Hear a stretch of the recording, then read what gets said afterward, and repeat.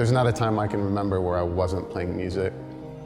I was about 2.5, my mom says, when she heard music in the other room and no one else was home. I had my first recital when I was about, I think I was 5, in Philadelphia, a whole recital by myself. And so I know that music is a gift for me. It's not just something I learned to do, it was in me, it was already coming out. And so kind of that was the good news, bad news for me. I knew I was gonna do music with my life. And everybody said, oh, you got it made, but to me it was, what am I gonna do with it?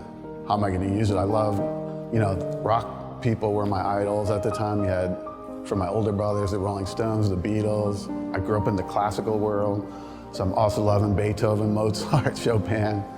So it was kind of stressful to figure out what am I gonna do with it, with this gift I had.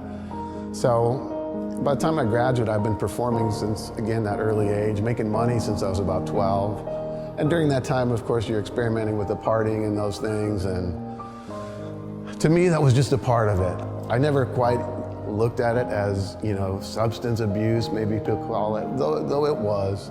But I looked at it more as like, that's my lifestyle. I play music, I get to party, I get to have this cool life. So I moved to New York, I got a scholarship to NYU, and then, started performing again there in New York. And after a year, I left school, wasn't interested anymore, and kind of had a year of transition. And during that year is when I accepted Christ. I had my faith, and at any point had something happened to me, I knew I was going to heaven, but I had no mentoring. I really feel like God was teaching me all on the way lessons that couldn't be learned just by reading about it or watching on TV. I was living a life of learning.